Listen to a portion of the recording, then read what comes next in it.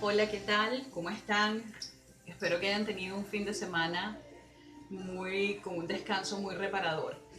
Hoy seguimos con nuestro, um, ¿cómo se llama? Con este hacer de videos cortos de cosas que son bien importantes en estos momentos para la Iglesia de Cristo. Son comportamientos que estamos en el momento de corregir. Yo he querido hacer, como les dije anteriormente, una serie de videos cortos con estas pequeñas problemáticas que tal vez están afectando el caminar de la iglesia de hoy en día, sobre todo por los tiempos que estamos viviendo. No estamos ya para seguir jugando a la iglesia, estamos ya en los tiempos finales y es necesario que el pueblo de Dios sea entrenado en las cosas que debe hacer y sea alertado sobre las cosas que no debe hacer. Hoy tengo aquí mis anotaciones. Yo quiero hablarles con respecto a... He visto varias cosas en mí.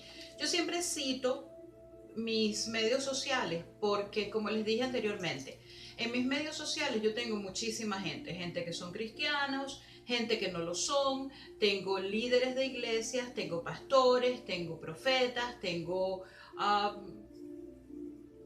toda clase de personas. Entonces mis medios sociales, mi social media, es como una especie de termómetro donde se puede medir fácilmente la temperatura del pueblo de Dios e inclusive de las personas que no son cristianas. Entonces, yo hoy he querido tocar un tema que es bien álgido, ¿ok? Porque el tema de los profetas realmente es un tema bien álgido, es un tema delicado, ¿ok? Um, Sobre todo porque hay mucha gente que no les gusta que le digan lo que deben hacer o que no les gusta que les digan lo que no están haciendo bien, ¿ok? Y yo, Dios me libre de sentarme en silla de escarnecedores, como he dicho siempre. Mi objetivo, mi punto no es acusar a nadie. Mi punto no es avergonzar a nadie. Por eso yo en estos videos y en todo lo que yo haga, yo nunca voy a nombrar directamente a nadie, pero voy a mencionar, ¿cómo se llama? Actitudes que no son bíblicas, ¿ok? Enseñanzas que no son bíblicas y cosas que no se deberían estar haciendo o cosas que se deberían estar haciendo. Entonces yo básicamente hoy quiero traer, en todas mis enseñanzas, yo siempre hago la introducción, porque mucha gente cree que los profetas son los brujos cristianos, ¿ok? Y mucha gente va a donde eh, invitan, hay un profeta invitado con el deseo o con la esperanza de que el profeta le profetice algo, ¿ok? Entonces yo siempre digo que Dios no es un fortune teller, Dios no es un adivino. Y nosotros los profetas somos los voceros de Dios. Nosotros sencillamente repetimos lo que Dios dice. Entonces, si Dios no es un adivino, ¿por qué van a serlo sus profetas? Los profetas no estamos para predecir el futuro. Los profetas no estamos para predecir lo que ha de venir. Es más, los profetas del Antiguo Testamento, nadie los quería. Los profetas del Antiguo Testamento murieron quemados, aserrados, descabezados, apedreados. Entonces, ¿por qué? Porque ¿a qué se dedicaban los profetas del Antiguo Testamento? Sencillamente a decirle al pueblo de Dios: epa, espérate, estás haciendo esto que no lo debes hacer. Esto está en contra de la ley de Dios. Dios está enojado porque no le gusta lo que está haciendo su pueblo. Es momento de que se arrepientan, es momento de que se vuelvan de los caminos equivocados en donde están. Entonces yo no entiendo en qué momento de la historia de la iglesia cristiana los profetas pasaron a ser profetas de ¿cómo se llama? Profetas de la abundancia, profetas de la prosperidad, profetas. Yo en estos días, y voy de lleno al tema porque la verdad es que quiero que estos videos sean relativamente cortos, porque para que la gente los escuche. En estos días vi un post, una publicación de una persona que decía, veo puertas abiertas. Y yo me preguntaba, ¿por qué muchos profetas están en esa onda de veo puertas abiertas, veo que Dios te va a prosperar, veo que Dios te va a llevar por caminos increíbles, Dios te va a exaltar, Dios establece tu prosperidad, establece tu abundancia, envía a buscar tu, lo que estás pidiendo? Realmente, señores, estamos instruyendo mal al pueblo de Dios, ¿ok? Yo hace aproximadamente 8 años, el Señor me dio una palabra y para mí fue tan fuerte, fue tan dura, fue algo que realmente cambió mi forma de pensar y de actuar. En esa oportunidad el Señor me dijo que le están enseñando a mi pueblo a establecer, le están enseñando a mi pueblo a declarar y decretar en el nombre de alguien a quien no conocen. La gente declara y decreta en el nombre de Jesús. Y el Señor me dijo, están enseñándolos a declarar y decretar en el nombre de aquel a quien no conocen. Tú solamente puedes declarar la palabra de Dios y en nombre de aquel con quien tienes una verdadera intimidad. Yo espero que esta palabra retumbe en sus oídos tal cual como retumbó en los míos. Y para tratar de hacer esto corto, yo solamente quiero traer unos 2, 3 versículos bíblicos donde habla de la forma en cómo Dios ve o como Dios considera a estos profetas que profetizan falsedades. No es números. Jeremías 5:31. Ok, en Jeremías 5:31. Aquí estoy. Dice, los profetas profetizan con mentira y los sacerdotes dirigen por su propia cuenta. Y mi pueblo así lo quiere. ¿Qué pues harán cuando llegue su fin?